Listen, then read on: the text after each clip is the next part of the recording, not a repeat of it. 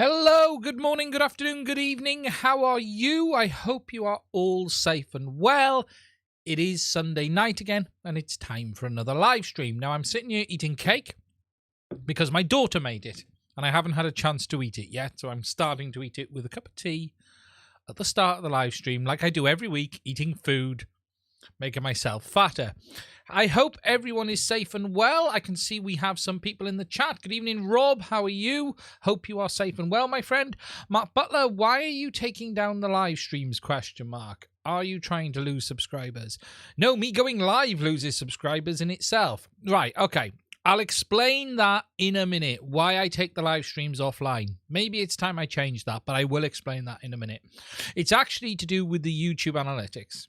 And that's what it's about. Good evening, Robin. How are you? Hope you are safe and well. Good evening, Jason, a.k.a. Dave. How are you, my friend? Rob. Mike Bigman, how are you? How's the thing? Hello, William Tarn. Good evening, Shalaik. How are you, my friend? Hope you're safe and well. Martin, William, Eduardo, I think. Is it Eduardo? Is it Eduardo? Cell Therapy, good evening, sir. KPV, how are you, my friend? How are you? Stargazer, Geordie, oh, everyone's pouring in now. So, hello. It's time for another live stream. So, taking the live streams offline. I'll start with that before we talk some proper talk. The reasons I take the live streams offline is if you have long videos on your channel next to short videos, it can have an effect on the analytics because most people don't watch a full live stream played back later. I do on the channels that I watch. So, for instance, every Saturday morning, I watch The One Show from Linus. It's one of my favorites. There's a few others that I watch. But for the people who don't, it can have quite a detrimental effect on the analytics because people start watching it and they tail off after 5-10 minutes. People who don't traditionally watch the live streams. And the problem with that is YouTube looks at that and goes, oh, those people aren't interested in your content, and it delists you. So the trick to very long live streams is to actually have them live, but then delist them afterwards and put them in a playlist, which I do. Now, let me just bring up YouTube to show you this. And I did a lot of tests on this, and the reason, and it definitely worked for me. Now, the reason it may not work for someone like the likes of JB, because he gets such high views on his Q&As and his live streams anyway, it won't make a difference. He already gets the large number of views. But I do have a dedicated weekly live streams playlist where every single one... Oh, God, it's playing. Stop. Go away, stop playing. I'm playing myself. Every single one is listed. There we go. Everyone is there. You can go and find them on the channel. They are listed. That's where you can find them, including the latest ones. So that is why I take them offline. Oh, look at that. I haven't got the camera working. Oh, bugger. Hey, there we go. Got it again. So that's why they're taken offline. There is some logic to it. There is a reason for it. For the very big channels, if I kept the live streams to 1 hour, I'd be fine. But it's because I go over the hour tends to be where the issue is. So, catching back up on the chat. Good evening, Todd. Good evening, Ruben. Good evening, L. Letson. How are you, my friend? Nauntalis, I think. How are you doing? I'm going to sit you and have my dinner while won't be leaving. You eat your dinner, my friend. Where's the Zero quad? The Zero quad? Which Zero quad? We'll talk about that in a minute. Peppermint, hello. Good evening, Expander. Good evening, Mike Bergman. So, what we're going to talk about today? Well, it's been a bit of a quiet week all round, so I haven't put out that much content this week. I've had a bit of a rest after that mass blow up over the Walksnail, fat snail, shark snail, fat thing, release, not release thing. But I decided just to take a bit of a quieter week this week. There will be a sort of a slower run for the next couple of weeks because it was insane. Now, there was an original plan to do an AMA with JB, the amazing Chris Rosser, and some vendors on Reddit. However, after a discussion with JB and Chris, we've decided not to do it, mostly because people didn't want it. What was quite interesting was the feedback from the post, basically saying, why are you doing this if the manufacturers aren't there? Now, to be open, JB had invited Fat Shark, Rotor Riot, and Walksnail, and none of them could make it. I'm not going to say they didn't want to attend. I'm just going to say they couldn't make it. So in the end, we felt it probably wasn't a good idea to go ahead, so we decided to stop. So that's where it is. It might happen in a few weeks when there's a bit more to talk about. I do wonder if we hit the sort of GPU situation on this, where people don't even want to talk about it until it's available. But I am going to be putting out a bit of an update video on this week. I'm going to talk about it tonight as well because I think it is. As Bruce says, only those with something to hide to fear from an AMA. Yeah, you know. I can't comment. JB invited me. You know, I'll expand on that a little bit, actually. In the last couple of weeks, I don't know JB particularly well at all. We've had a few messages back and forth about probably 5, 6, something like that in the past. That's it. You know, nothing particular. He's been extremely kind to me on his live stream. Comes across as a great guy. And he just pinged me and said, look, would you be interested in doing an AMA on this? Because me and Chris had covered it a lot. He was interested in doing it. And I was like, yeah, absolutely. We'll do it. It sounds good to me. And it was just interesting, the feedback that was on that post on Reddit. It was like, wow. Okay, that's not expected, and I wasn't expecting it. I'll be honest, it was quite harsh. I will be honest, it was quite harsh. And it was like, okay, perhaps we need to rethink this. And I thought it was a good idea, with or without the manufacturers, but so be it.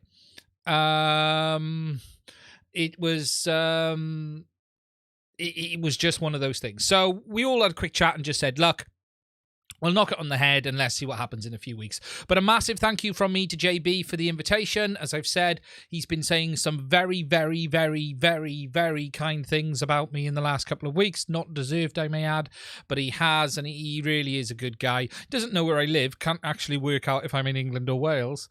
But yeah, he has been saying some very, very nice things. But so we've knocked it on the head. We're not going to talk about that, but I will talk a bit about the news that we've got today, which isn't a lot, but the understanding is moving forward. But also, I have more questions than answers right now, especially around some of the comments that have been made, which I'll share with you guys as well. So we'll talk about that. We'll talk a little bit about what I've been doing this week. I have burnt out a motor on this. I'm going to have to replace the motors. As much as I want to blame Chris Rosser because I used his tune, it turns out it's the idiot behind the sticks who's at fault, because I believe this was a version 3 and it isn't. It's a version 2. Actually, it's a version 3 flight controller and a version 2 motors. And I'm going to blame the manufacturer for that because I thought they sent me the version 3. And it turns out it's a bit of a hybrid, but I was sent it in parts. Yes, Bruce, they get really hot. Check what motors you've got and what tuner you're using, Bruce. Because I thought I had the version 3. And it turns out I don't. I have the version 2 and I've been using the version 3 tune. And the motors get very hot, so much hot I melted one. So yes, we'll talk a bit about that. We will have a little talk about this. That is a digital quad right there. We will talk a little bit about that. And my full review will be coming on the 1st on that one, once I get it finished. We will also talk about this thing has finally started being built. The 6-inch. Tonight I've been doing the soldering. The beginnings, I've had some time. And we will talk about any other nonsense along the way as well. Now, if you guys have got any questions as I walk through, please do put them in the comments. If you want them to be seen, I'm going to do a JB. Consider the super chat option. If you want to support the channel, please do check out the links in the description. But I will answer any questions you have along the way. I'm going to jump back into the chat in a minute just to catch up before we move forward. And we're just going to catch up on a little bit of the news. But it has somewhat quietened. It's calmed. Everyone has got used to what's going on. There's been no major leaks, but there is some good info out there if you go looking at it. So, just saying hello to the guys I've missed in the chat. Reddit is mean. Don't listen to Reddit. One Eye FPV. Thank you, mate. Good evening, Bruce. How are you? FPV 6i. AutoGeek FPV. Few caught up 1.5 times. To be honest, I'd listen to all my videos in 1.5 times. I listen to most of YouTube in 1.25 or 1.5 now. I've just got used to doing it. The only problem is you edit in 1.5 times, you miss some issues. Those motors get really hot. Yeah, Bruce, check what motors you got, and we'll talk about that in a minute. So, okay, the first bit of news we're going to talk about is Orqa, because this is a bit of a short one. I can get this out the way, and it's actually Orqa and 533, because if you haven't seen, there's been a bit of an announcement a couple of days ago, and I missed this, but I haven't really seen it posted around the place. So I'll hop onto the desktop when I find it here and pop that up for you guys. And the announcement is this, that Orqa and Fly533 have entered into a new partnership.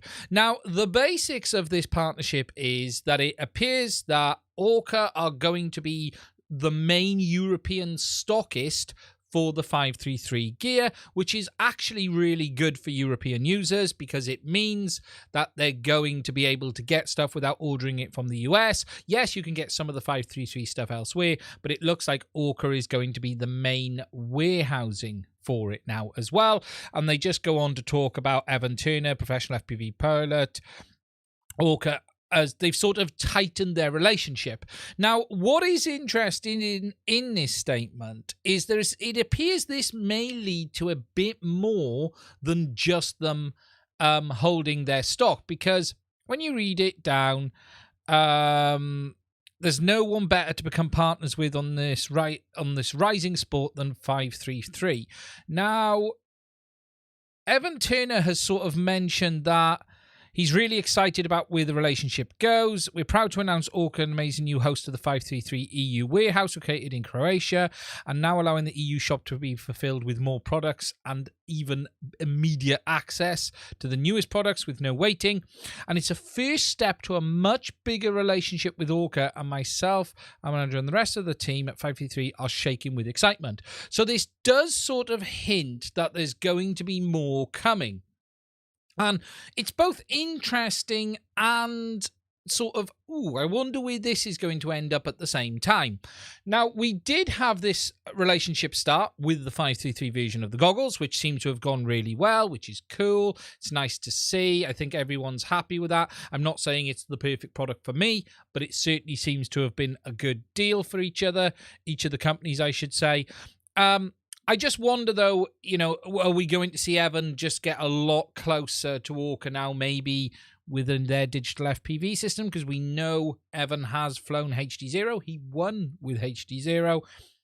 It would be a big shame to see him change on that. But Orqa don't really have a product yet, as much as they sort of have been talking about it. So really, it's not massive news, but it is interesting news nonetheless. So if you are someone who's looking to get your 533 gear, Orqa are now going to be selling it on their store. We've had a lot of interesting stuff from Orqa recently. We've had the deal with Immersion RC. and then this 533 deal, and then this new partnership again with 533, not only stocking the products, but maybe listening to something else. Now, this all does raise a lot of questions around, well, where is Orqa's FPV system? And the reality is right now, we don't know. There is no news.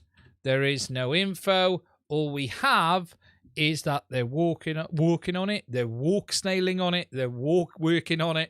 And hopefully we will get some news on that in the near future. Good evening, RC Ritter. How are you? Just checking the chat on this one. Mike Mirren, nice to see the H15 Bangoods today. Orqa, show us your goggle. We want to know if it's a Walksnail, HDZero, or other. I do believe Orqa will be other. That is my understanding. I had spoke about them with Ivan at one point, and so some of the hints that were given were I'm just trying to find something that it was their own system, not anyone else's. So yeah, we're gonna have to see. Now, I'm looking for a post on something. I'm searching Facebook for something, because there's also been another bit of news that I want to share with you guys in a minute. But I'm trying to find the company's page. Here it is. I found it. Now, alongside the Orqa news this week, there has been some news from FrSky, because FrSky have been working on a digital FPV radio in the background for some time called the X20D or the X20 HD and X20S HD. These are digital FPV versions of their X20, and there has been a lot of rumors about what they're using, and we now finally know, and that is HDZero. So if we jump over again to their Facebook page, FrSky have put up this video, which I'll put up here, which they go on to talk about, or not talk, but show the... Oh, let me just mute it. We don't need the bad music with it. There we go. The new digital version of the radio. You can see there, if I pause it, you can see the FPV feed coming in on the display. You've got the OSD. You can see the signal bars at the top. There's some Chinese language over there. But it turns out that they are using the HDZero chipset. Now, what's interesting in this is no mention at all of HDZero anywhere in the marketing. But they have answered in the comments that it's HDZero, and I have spoken to Carl, and they are providing them with chipsets. Now, if we look at the specification on the radio, built-in 2.4 and 900, which is nice. We like that. That's pretty good. 800 by 480 color touchscreen. So the FPV is going to be coming through on 800 by 480. That's not HD. So whilst the FPV system's HD, the display isn't. 6 quick modes, light, module bay, etc., etc. All of the nonsense. Let's get down here. CNC, but built-in 0 milliseconds latency digital HD FPV feed, 720, 60 frames a second. But again, they're not saying HDZero. Now, in this, they have replied to a question mark on what system is it using. Let me just find it. And they've said here, so if you guys can see it, can work, compatible with all VTX product of HDZero. So they are saying it works with all of the HDZero VTXs. So as far as I understand, it must be the same. It should work with the VRX. Well, in the sense of you'd be able to get your normal HDZero on this. Now, whilst I know this isn't particularly exciting for everyone, it is interesting to see. It is interesting to see that we do have a remote with a display option, but it isn't running HDZero OpenTX. It's not Express LRS. It's going to be their own radio system as before. But it's still not a bad thing. It's still not a bad thing, is what I'm going to say. Chris, I wonder if FSky has HDMI out to connect to goggles. I haven't seen anything. If we play it again, you can't get rid of the music.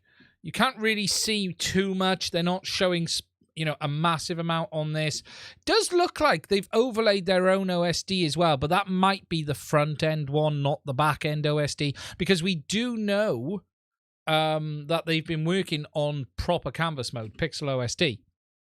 So we don't know if that's being done or not, but that means it would have to have their own firmware. But it is still going to be using their customized software. And look, there's not a lot of info. That's what we've got. It's not a lot of that. But I think it is a good thing. As much as I know the FPV community has fallen out of love with FrSky, as much as I know everyone will want HDZero, not their custom OS. If we just go to the FrSky website, let's just have a look what is said. I haven't been on you in a long time, as many of us wouldn't have been. Transmitters.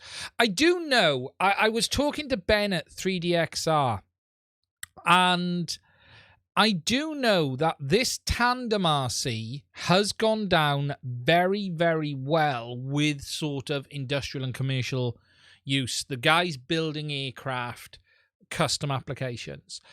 I know Ben has used a lot of the Taranis in the past. He's used a lot of those kind of radios for fixed wing use, where he builds a lot of big aircraft for all sorts of use. But he was telling me that this radio has really been very well liked in those applications.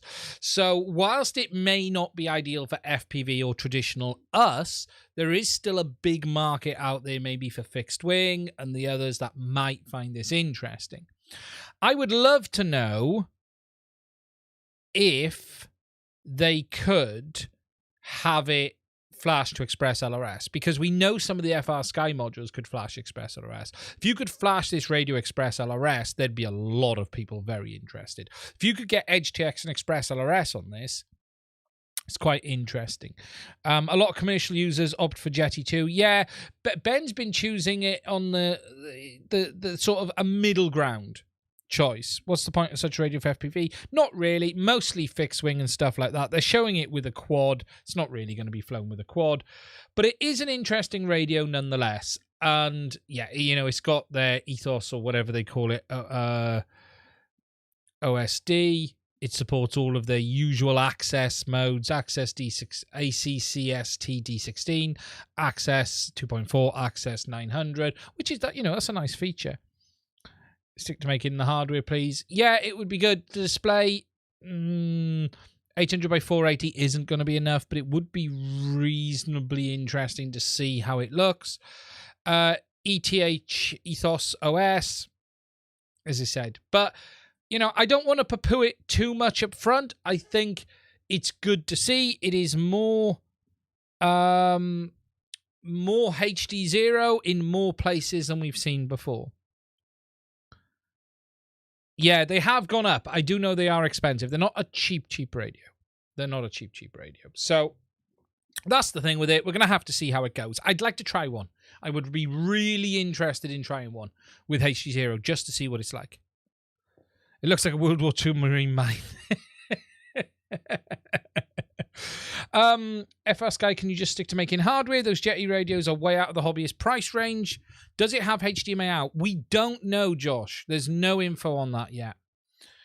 What's the point in having Express LRS on such a compact radio? Only for real control service channels make most program. Yeah, good point. Mads Tech, have you got some more info other than what I've shared now? They are apparently coming out with a new Tango 2 lag radio for FPV running Express LRS. that has a sliding color screen. Interesting. But those tandems are pretty expensive, as Type says. Juicy Walksnail in the remix. Oh, yes, I have seen it. I have seen that. HDZero is coming up. It is. It's interesting to see. Have you got some info regarding the cameras like Session 5? Nothing. I'm not aware of any new cameras. Color screen sucks in sunlight. Yes, it does, Bruce. It'd be interesting to see because they don't even say brightness. I do think there's a subset of the market that will like it, though. So there we go. So that's the FR Sky news I wanted to talk about as well. Now, just before we move on to Walk Shark, Fat Snail, if you are interested, if you're new, please hit the subscribe button and please give us a like. We've only had 33. I'm going to have a sip of my tea. Yeah, I think okay is the suitable word. Fat Snail. That's the version 2 is Fat Snail. It's Walk Snail, then Run Snail, then Fat Snail.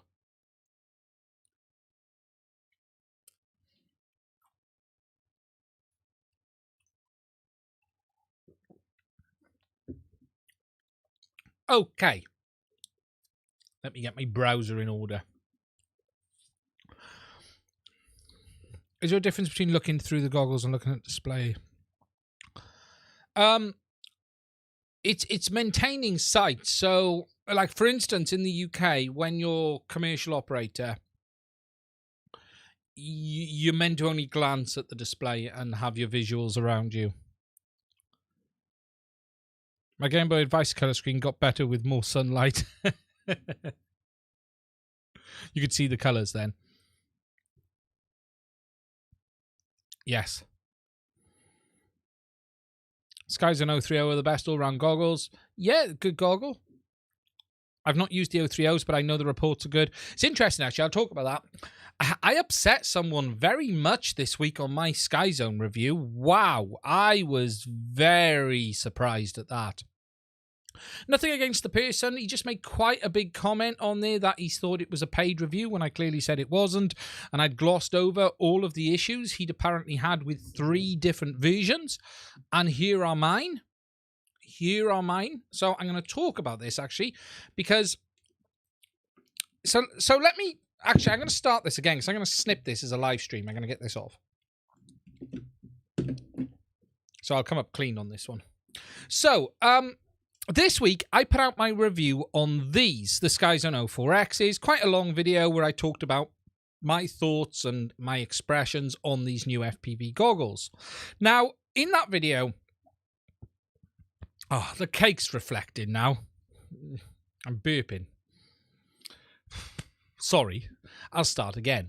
So this week, I put out my review on these, the Skyzone 04Xs, where I gave you quite a long video giving you my thoughts and feelings on these goggles that I paid for myself.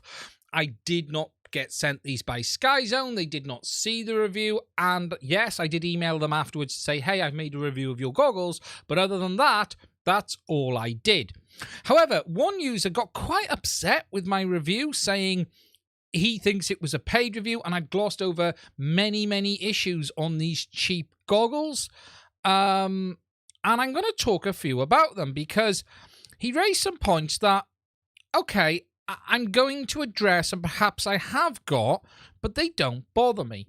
So, one of his first complaints was the quality of the paintwork on the goggles was pretty poor, and the plastics. Now, mine do have a very slight notch there, right? And let me go on the overhead. A tiny, like, little moulding mark there. I don't even know if you can see it. You can see, like, a dot. There is a moulding mark. The paint is fairly good. I've got no complaints about the paint. The plastics are okay. There's no issues there. I've got no complaints with that at all. But I have got that moulding mark there. He also went on to say then that the paint on the faceplate is really rough compared to the paint on the goggles. Now, I can feel that it does feel different, but it's not like sandpaper. It really isn't. It's a different texture, but it's not really sandpapery. That's smooth, that's fine. So, okay, I see that, I hear what he's saying, but I don't feel it's something I would complain about, if I'm honest. And he then mentioned about a number of other issues. He has really poor screens on his and stuff like that, which I don't have. But he then also mentioned about there being some marks on the paint on the faceplates as a result of them putting both faceplates in the box together. Now, if I look on mine, I can actually see a mark there and a mark there and there that I probably haven't done. And that might be as a result. That one may be, unless I have done that one. But I will be honest, these are not things that I'm really that bothered about. Now, he said he's had 3 sets of these goggles, all with similar and other issues. Now, I will be honest, these are a premium goggle. The plastics feel good.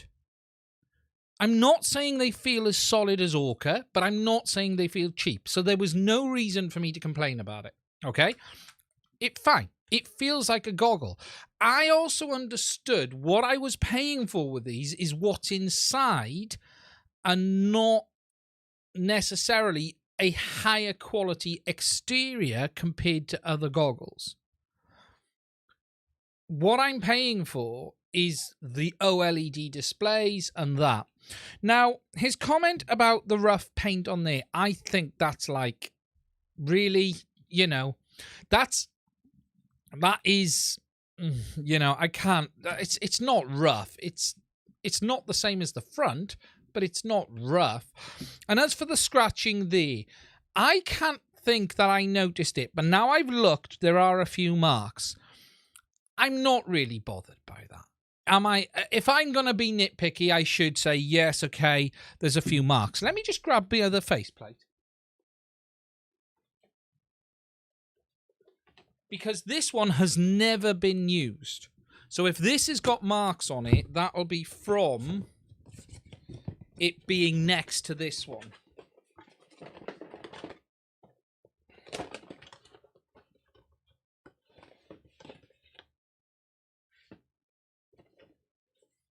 Okay, that's interesting. Now, I'm feeling this. Okay, now, that's something interesting.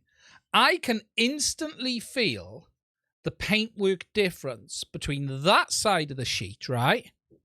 And that side. Instantly. That is smooth. That feels like overspray. But I wouldn't complain about that. It could be textured. It could be. I can feel that. And actually, I think you'll even see that on camera because there's a distinct different look to it.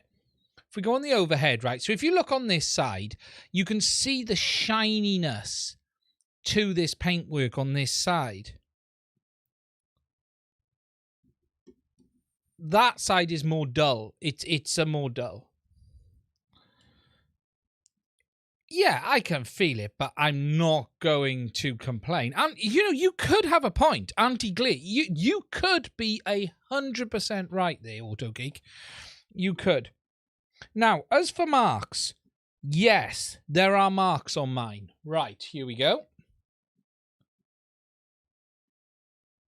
There you go. Let me just focus. There you go. This is brand new. So there's some marks there.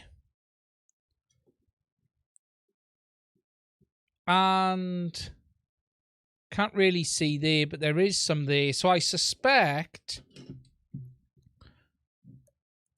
that was that. But I'm not being funny. I don't see that as an issue. But Gordy was not happy with my review at all. If you're interested, check it out. The comment was on there. I don't want people to hate on the guy or nothing like that. And I did reply and said, look, I think you're being, perhaps your standards are a bit higher than everyone else's. But for me, you know, it's not stuff I noticed.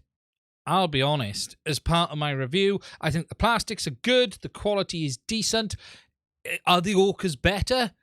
Yeah, I think the plastics are a bit better on the Orqa, but the buttons are terrible on the Orqa. If you're going to start going down that road, right, The buttons are terrible.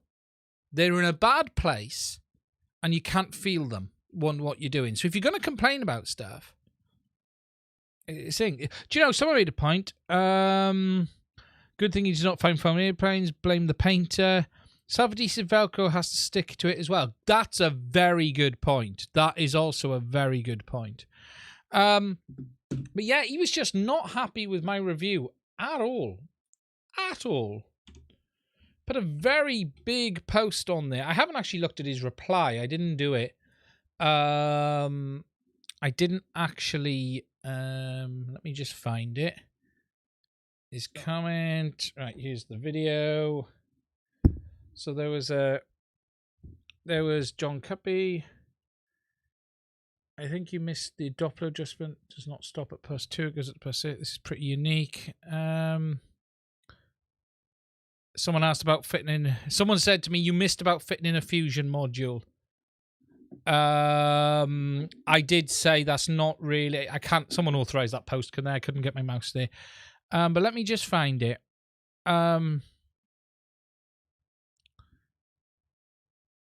E-machine.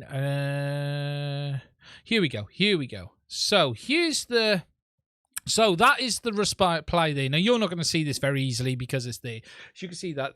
Number one, the image quality was absolute garbage on both of the first and the second goggles. There was some artifacting going on, whereas while you had light next to the black dark pixels, it was an echo of these and stuff like that.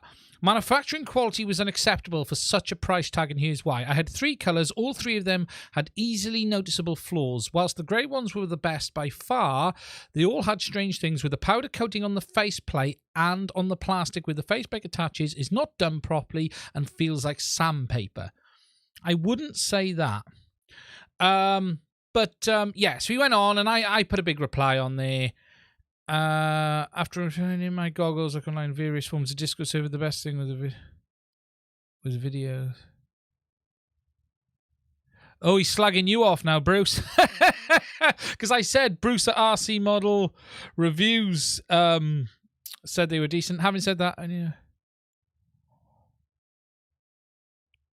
primary tool just lacks consistency. Here's my experience. When you have a chance, please show the IQ problems. They do show on the DVR as well. It should easily show. Yeah, there we go. It's for the blind as much because they don't have screens in them. Oh, good. Good evening. So, okay, I thought I'd share that. So, apparently, I'm now I glossed over all the problems and I'm a shill for Skyzone. So, next, it's time to talk about Walksnail and just give you guys a little update on what the situation is. Now, goggles, first of all, and the reality is there is no news. We know nothing more on goggles. There's been no hints, no tips, no info, nothing shared whatsoever. So, from a goggle point of view, everything is exactly the same. However, we do have a bit more info on the VTX side of things because Walksnail have been posting and they've been sort of sharing little bits of info. And I did put a post up on RC groups, which I'll refer to as well, which I want to bring up because it summarizes everything in one place, which is a nice thing to do. And it makes life a little bit easier for me as well when I actually find the post. There we go. But we'll take a look at their Facebook page first of all because they have put some stuff on there. Now, let me just go onto there, make sure we're on the right page. So, if we hop onto here and onto the desktop, we can go on the Walksnail page, and they've been showing bits and pieces of stuff for the last couple of days. The first is they're still banging the drum. Yesterday, they posted this about the first avatar system will land soon. So we don't have goggles, we don't have VTX, but don't worry, you'll be able to buy a drone with it built in shortly. And another reason I find this rather interesting is based on a comment that they said, which I will show you in a minute. And that comment is, the people posting here basically don't have any technical details and they're going to have to speak to the factory. And I'll show you that comment. So it's interesting how they can say, yeah, we're going to make this, but they can't give us the details. They've also been showing the cameras, 1080p, 19x19 and 14x14. So basically a Nebula Pro and the larger DJI version of the camera. We don't know if the current DJI cameras are compatible 1i FPV. We don't. It's the same MIPI connector and it looks the same camera, but we don't know for sure. I'd bet you it is. My money will be yes, because it makes sense in some ways, but we will have to see. Do the Walksnail goggles have AV in? They do not. They are digital only. No AV in, only HDMI out. So there was questions on this, you know, are the DJI cameras compatible? I think they did, but they didn't answer as far as I'm aware. They do 120 frames a second camera. Then they posted this picture of the VTX. Now, what's a bit more interesting in this is it's now a black PCB, like we've seen from other manufacturers. Not a green one. It's more of a finalized design. But there are a few interesting things in the comment section of this DVR that is interesting.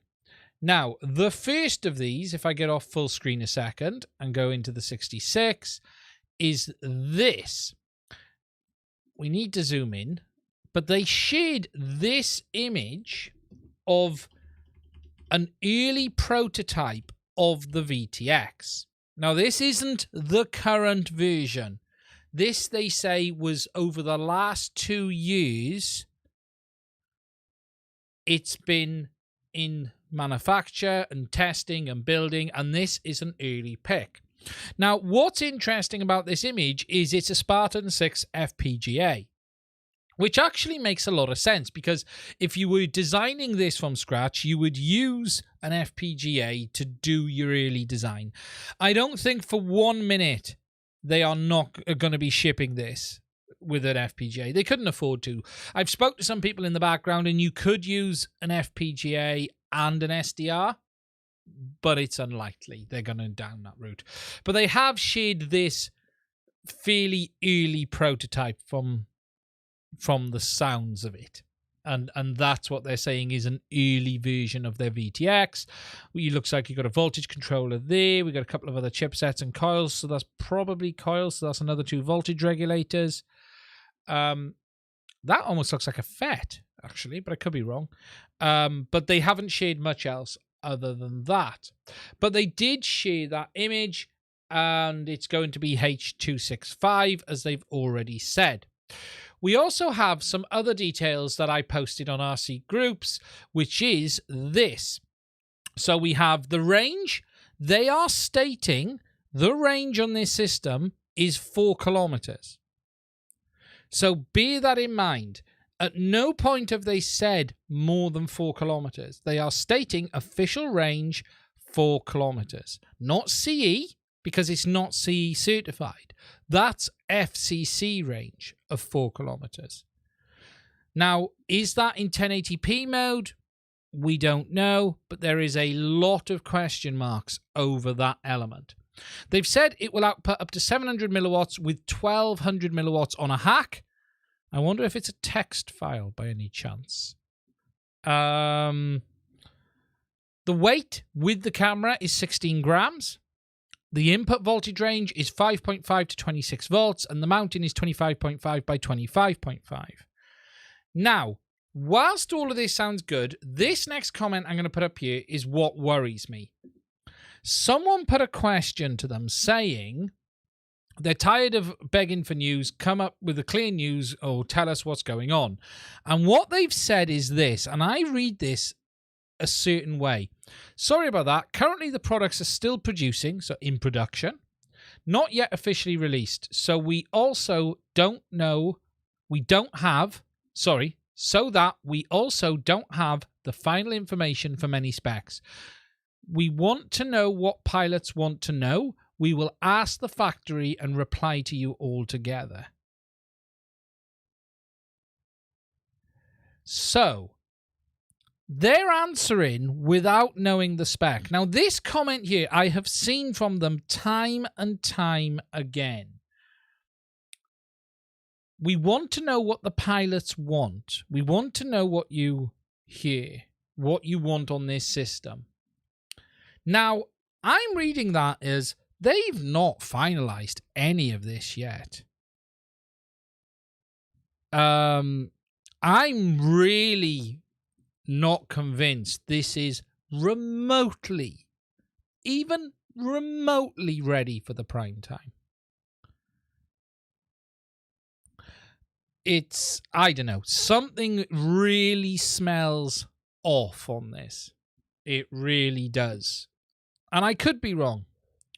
Now, I have reached out to them this week and I had one message back from Walksnail. I said, this is who I am. I would like to talk about your product because we talk about digital FPV products on this channel. And they've said they will be sending them out to reviewers next month and they will keep me in mind. So that's all I had from them. And I'm sharing that with you because that's the exact truth. But they replied to that on Facebook, not on email.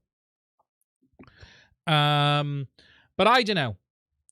Some things on this are beginning to smell off. They really, really are. For them to be so close, yet they don't have details. A month away.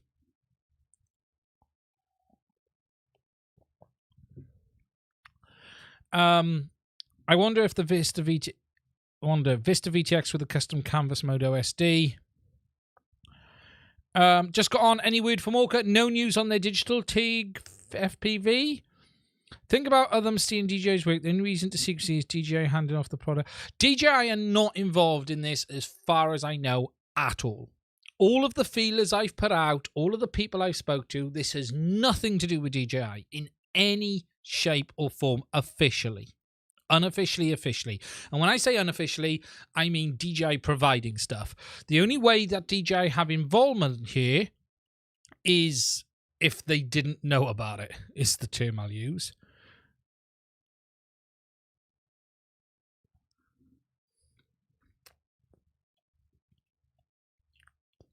I do wonder, Bruce.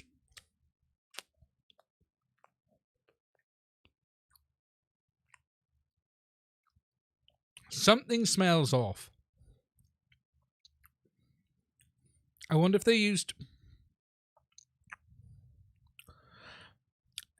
Stealing isn't the right term to use. China is the world of copying.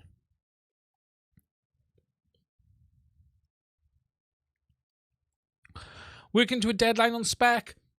The problem is, though, the bits they're not discussing...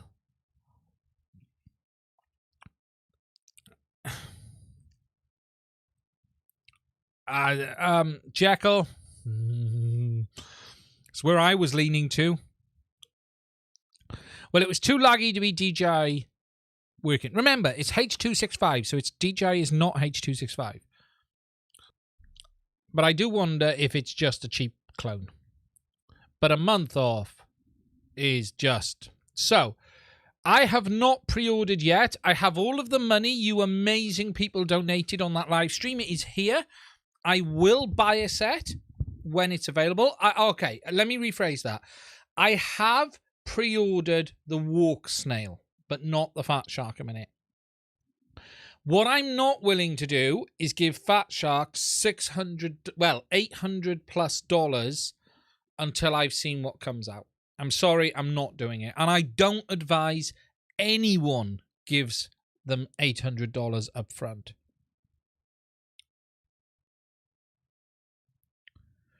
Agreed. They got something tell us.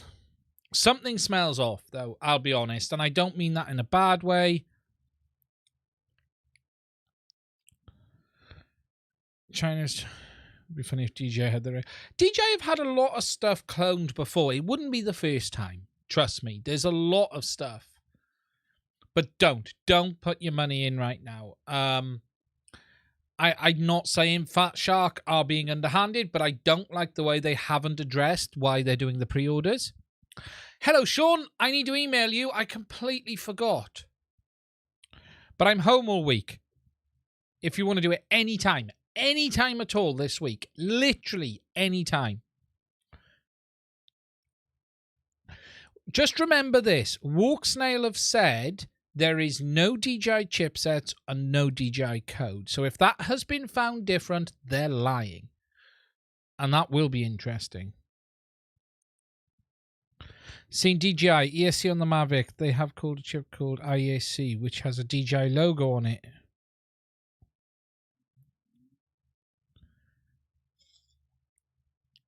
Oh, yeah. Be like the other companies trying to copy DJI photography. Jones simply missing the mark each time. Yeah, now this is... Jason makes a good point. There are a lot of drones out there that copy DJI. I'm not talking about Autel. Autel are a genuine competitor to DJI. But there is a lot of this cheap stuff out there that somewhat price similar, but just doesn't get near DJI. And it could be like that. It genuinely could be like that. Tig FPV, thank you for your knowledge and we appreciate you. Thank you, my friend. That's really kind. That's really kind of you. Next year, I heard a whisper from a dealer, don't expect it this year. And that's my concern with the pre-order thing. Now, they have spoken to all of their dealers. I did say this before, so they have reached out to all their dealers, but I don't know. The FPGA makes sense from a development point of view, but man, they've got a lot of work to do. There's no way in hell they could afford to ship this with an FPGA and an SDR.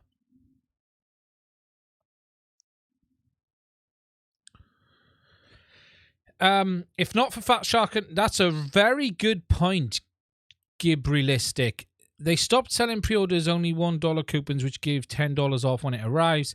If not for Fat Shark Rotor Riot involvement, I would consider it a scam. That is a very, very good answer. Hello, Louis.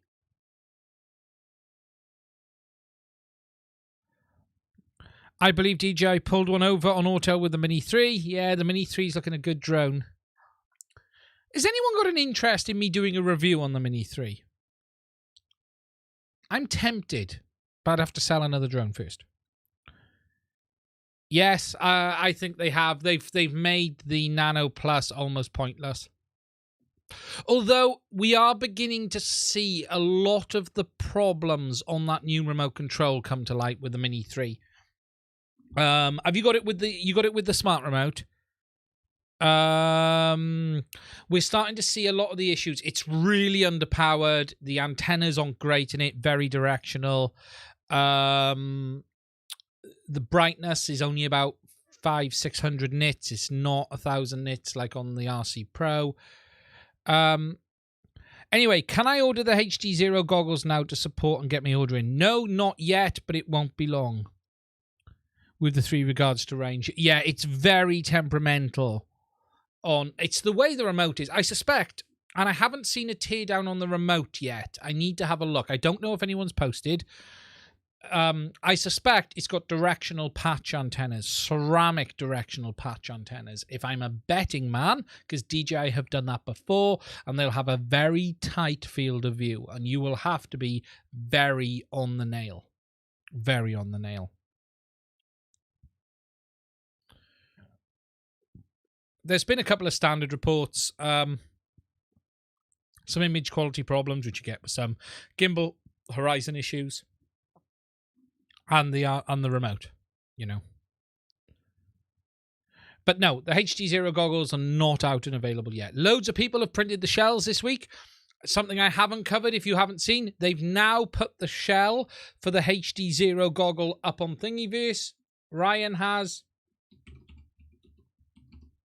I probably should try and print it this week and pretend I've got a set.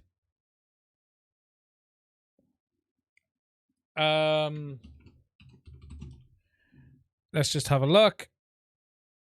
700 nits. Suitable for most British days, you're not wrong.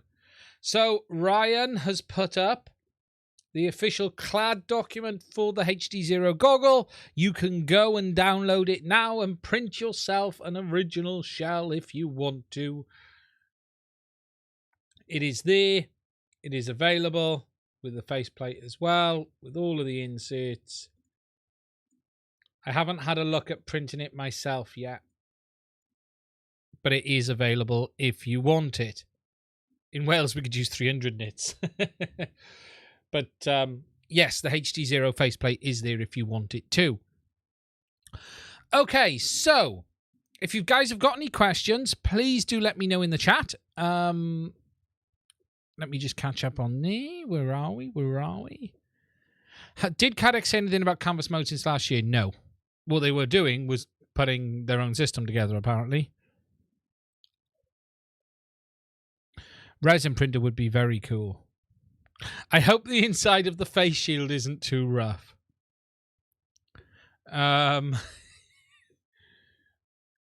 That's funny. Right. The next thing I want to quickly show you guys is this.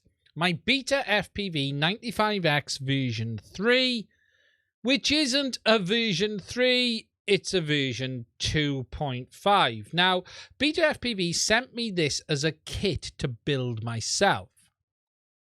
Now, I believed it was a version 3. However, if we go to the overhead and have a look at the motors I've got on these are not the version 3 motors. These are the 1106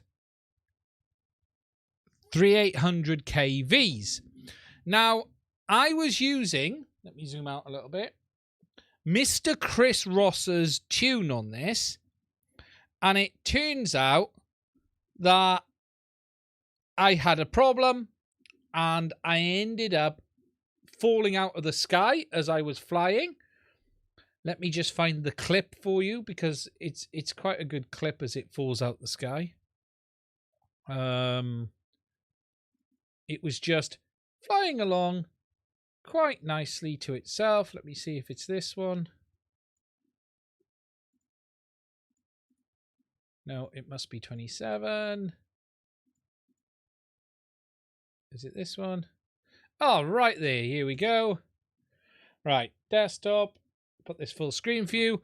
So I was flying around the trees, just doing some tests on a camera. Just coming around here. It's a little bit windy, and you can see the movement and wait for it. Oh, and it just fell over. Out the sky. Just dropped. Literally, all was fine. Again, coming round. And drop. Now, I originally thought, oh, I've done something, or I've caught something, or something's got wrapped in the motor, but it doesn't. It wasn't the case. If I go back on the desktop, open the original, there it is. You can see I actually burnt a coil on the motor. It's always bloody wobbly. It was quite windy that day. It might not look it, but it was quite windy. There's always a bit of wind around with that thing. But yeah, it's not flown the best in any shape or form. It really hasn't. If I just, let me show the rest of the footage. Right there. Where is that? Yeah. It's quite windy, and it's such a small and light drone. It does get windy for that thing. It can be improved with a bit of tuning. It doesn't help that it was actually tuned quite poorly as well because we were running the wrong tune. But I was in the middle of just doing some tests on it as well. But yes, so just having a move around close to the bushes. But it turns out, yes, we burnt the motor because things weren't, and it's probably jumping around there because it is just not happy. You flew too high.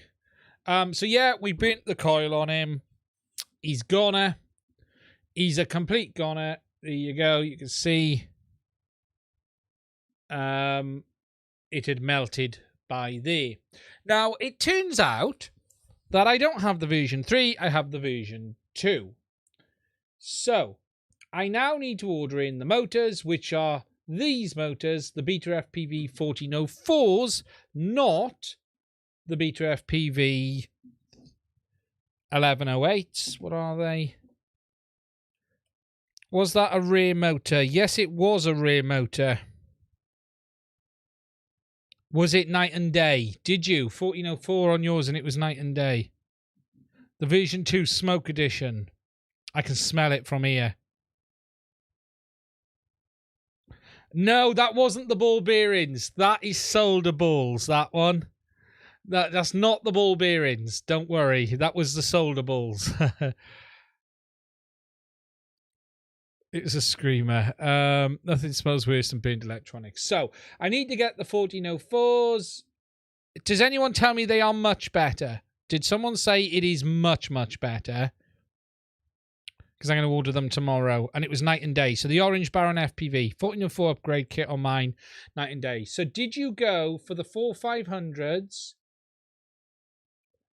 Or, so let's just go with the 4500s or 3800s. Where are they? So, wait there. 1404. Because there's two sizes. Is the sweet spots. Works a treat. Oh, I'm looking forward to it actually might fly properly. That would be nice because it flies like a heap of junk until now.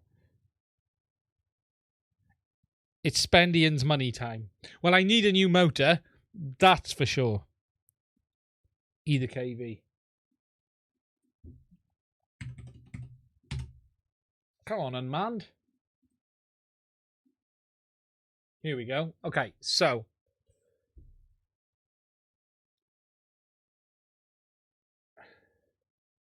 We've got diatone. Yeah, the much better 1404s. 4800s. Okay.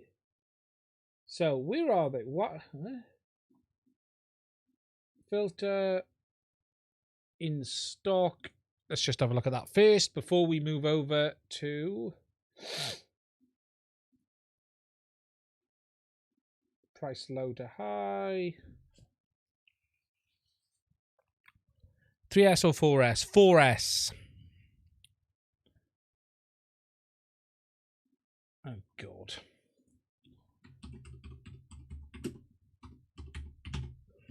Here we go. So, we got the 1404 3800 and the 1404 450. 3800s are lovely. Okay. Buy 5 this time just in case. It's quiet now. I'm literally wearing the same shirt. New Jurassic Park coming soon. Looks a 3 and 4S. 450s. Okay, so I'll go with the 450s then. Cool. Is it night and day how it feels then, folks?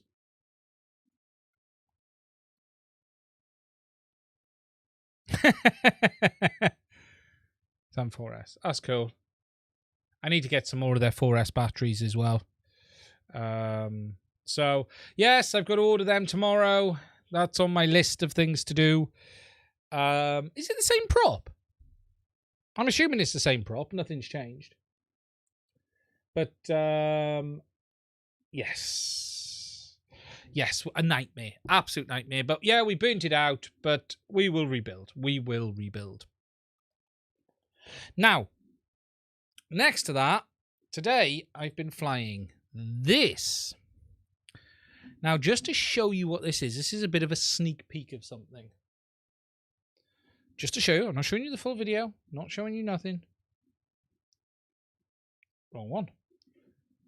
It's a bit heavier than the original one because this is a Mobula 6 digital edition.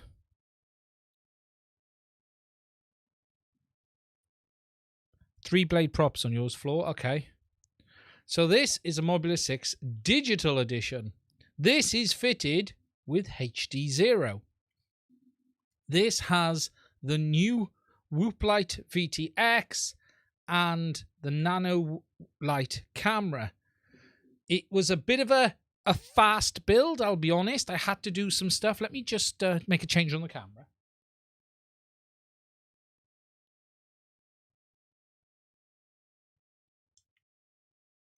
Oh, you're in as far as I can get you at the moment. I wanted to see if I could zoom in.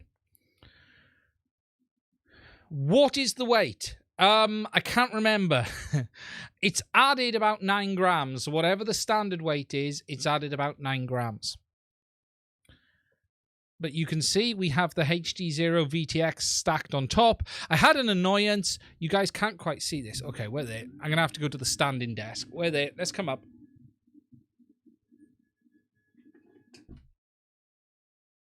Ooh.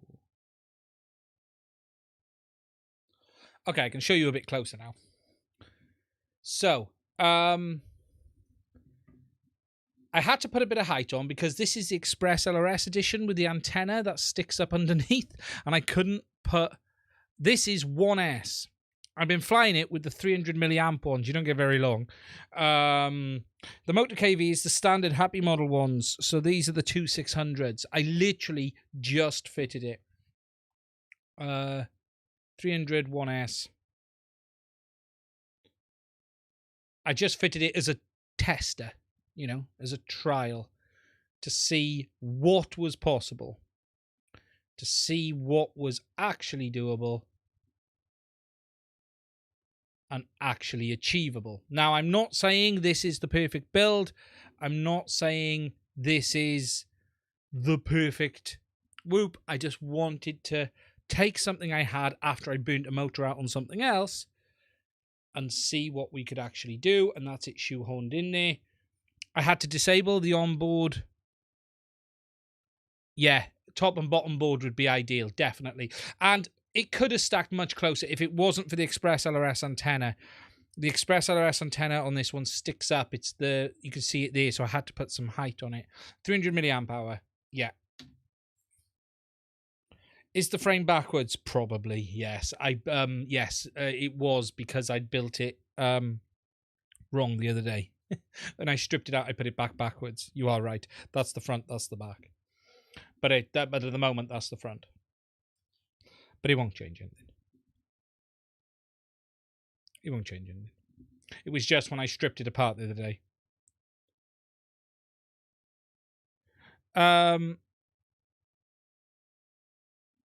Yeah, motors are just mounted to the plastic. You've got the boards down there. It needs a rebuild anyway, but this was just to give you an idea of getting HDZero in the smallest possible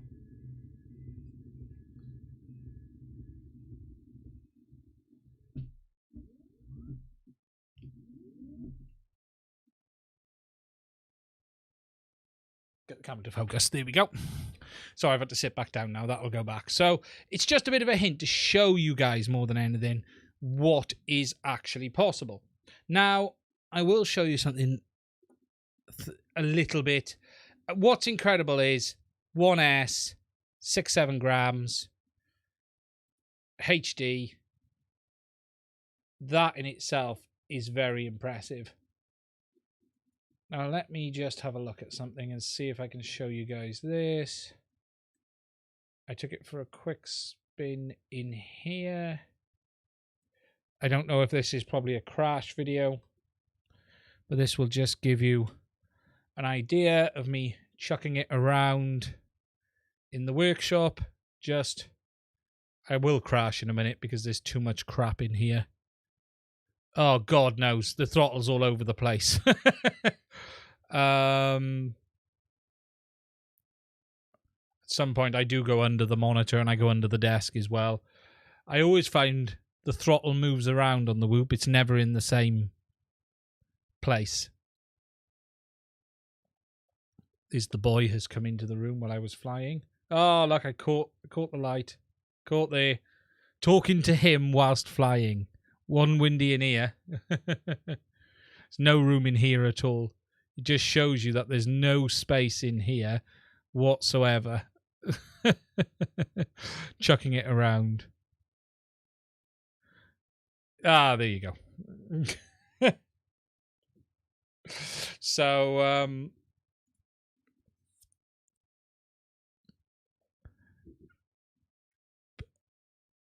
catching up, tidier than your workshop.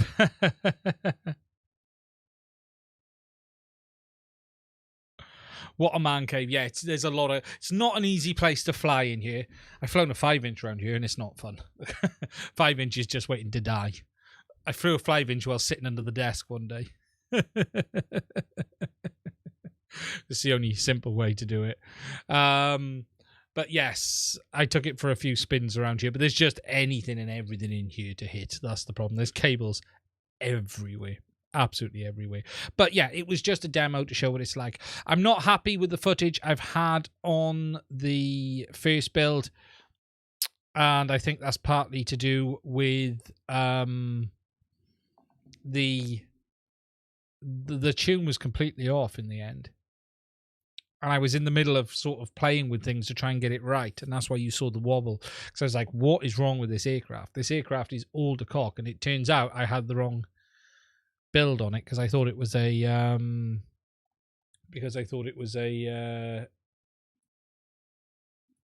version 3, not a version 2. I'm just trying to find the other flight one. I did manage to get it underneath the desk at some point as well. But I can't see that one. So, my full review of this will be coming out this week.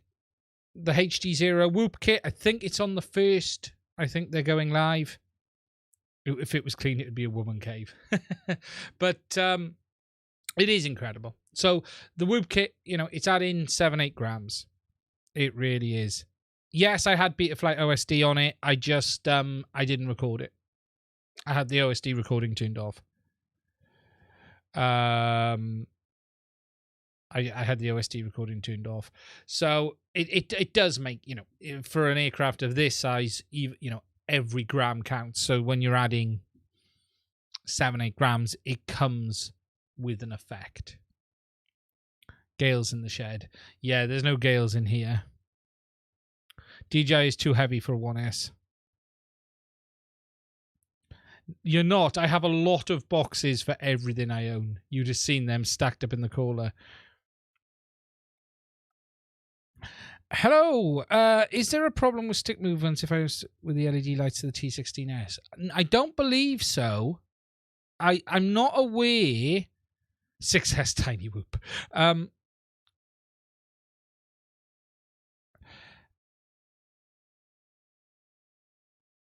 I'm not aware that the LEDs have a detrimental effect on the AG01s. I've not seen anyone mention it, but I can't comment 100%. But I'm not aware of it.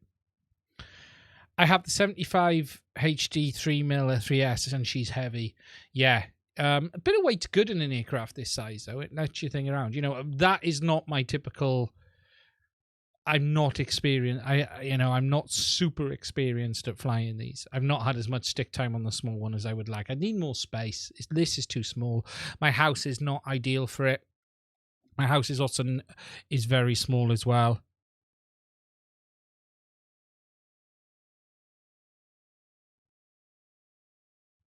AG01's LED's wrong, I think. I've not... Yeah, JB would probably be the best person to answer that.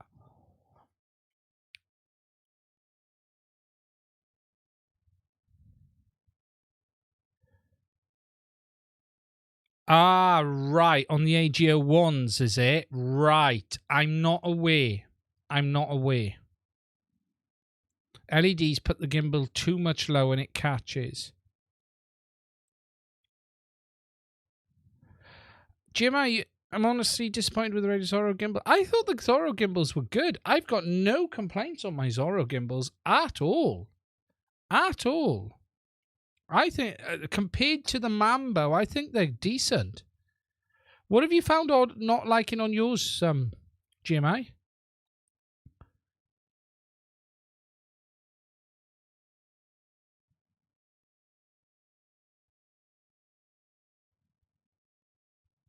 I'm intrigued on that. Put some goo on the gimbals.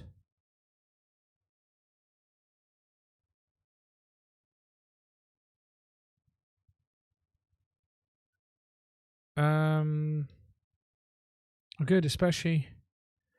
Yes, I should have the AG01s this week.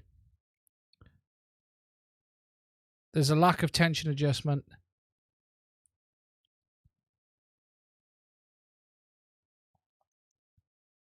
I've not found them terrible, but I don't don't, I'll fly anything. I noticed there's, what I look for is how smooth and how sort of well they move. What I'm always looking for is less of how well they react, but more how well they move in the feel.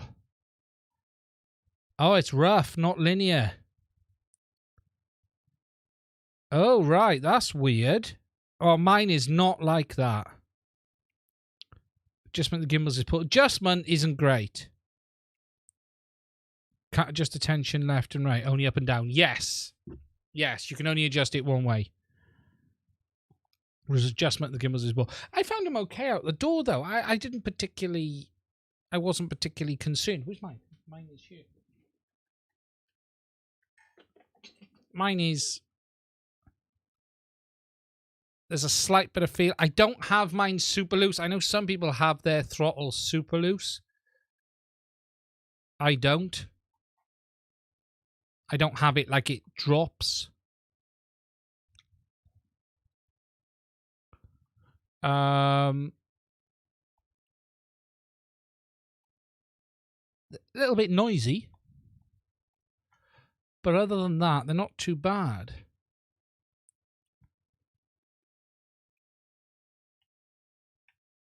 Not too bad at all. Certainly don't feel terrible.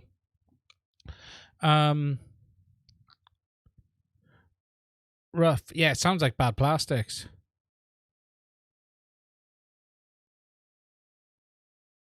I like my springs super tight. Tremors. Yeah. I can understand, Bruce. The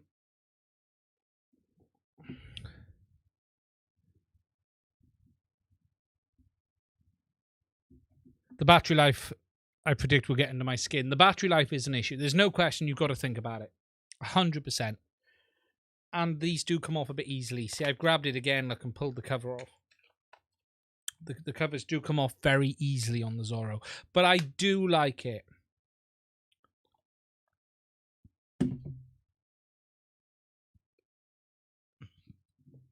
Mambo gimbals. Mambo's here, actually. I was flying the Mambo on the Whoop because I have a different Express RS firmware on it. So I'm having to fly with a different module on the Whoop. Yeah, no, not that noisy. The Zorro is a noisy gimbal.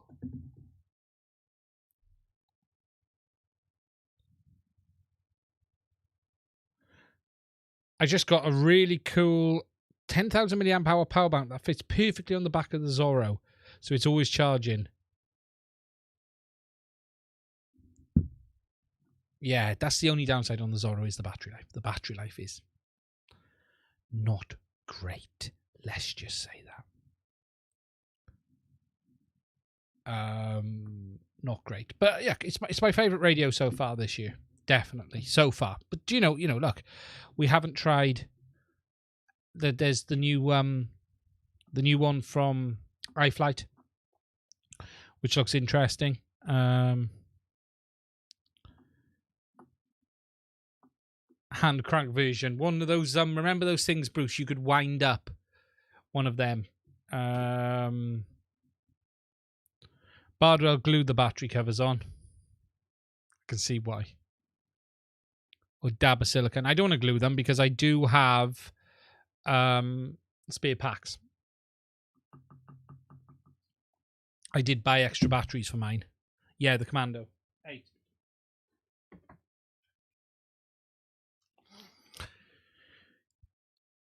If there is anyone who is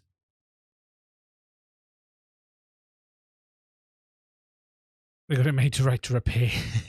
If there is anyone who's interested in buying a Express RS version of the Zorro, send me an email, especially if you're in the UK.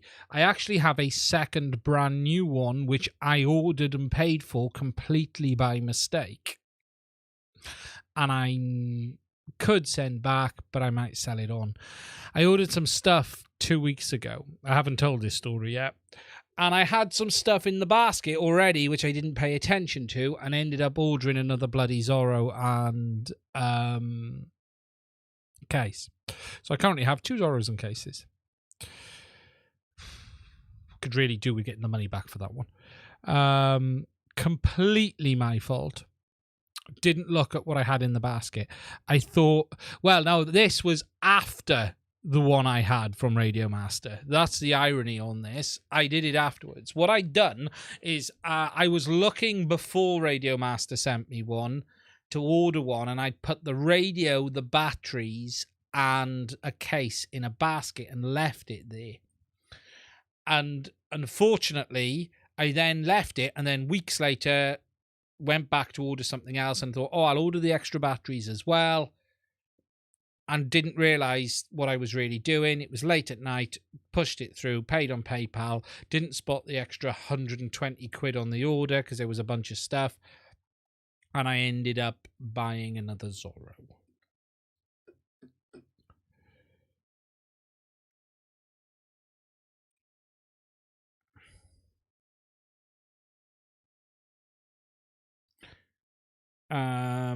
So yes. Okay. So guys, we've done nearly an hour and a half. For this one, I think we're going to end it there. If you've got any questions, please do put it in the chat. I'm going to just have a look at... I need to order these motors this week, which you guys have told me about. So we need to add these to the basket. A pack of 4. Add to cart. What props are people using with these? Make a giveaway quiz. Thank God for that. What props do we need to go with the... Oh, no, that's Beta FPV's website. I don't want to do it on Beta FPV's website. God, no. There.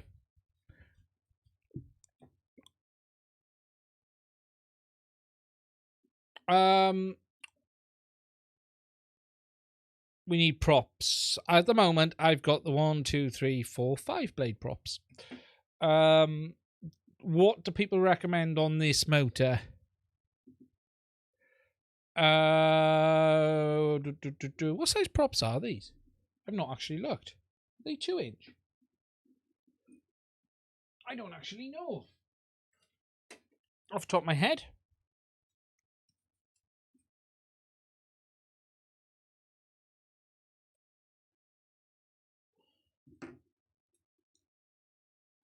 Are they 2.5?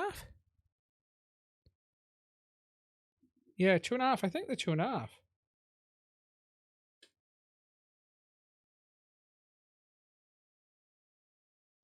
Yeah, 2.4 something. 3-inch.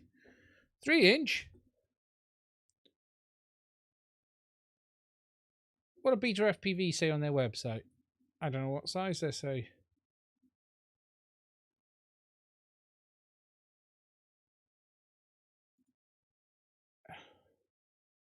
I know, drones, Beta 95X. What size props are on these here? What are they saying? Oh, they got the tri-blade now, look. Yeah, tri-blade. Gemban D63 blade props. D63. So let's have a look at them, shall we? So we want drone parts. 3-inch. Gem fans.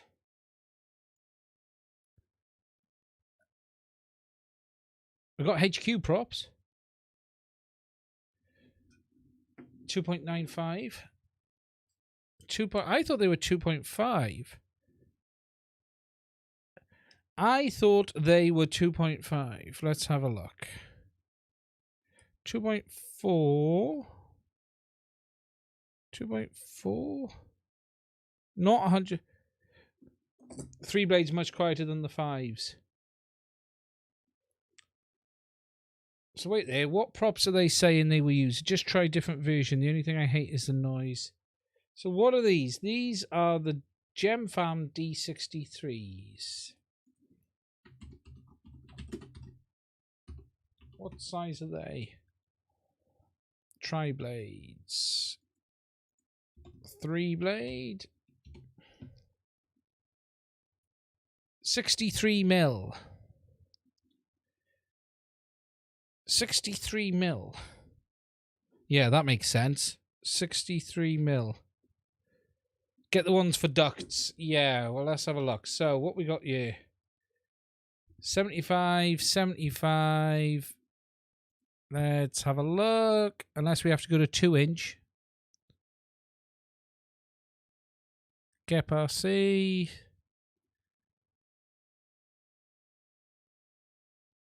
There's no gem fans on here. Hobby RC. Have Hobby RC got the motors?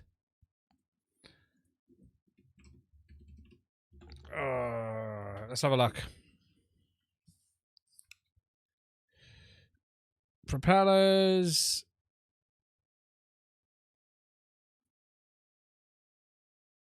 Gem Farm D60. We want the D60s, don't we?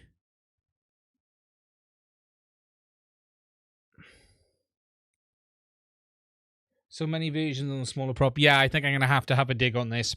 Right, guys, I'm going to go. Look after yourselves. Stay safe. I will be back again, same time, same place next week.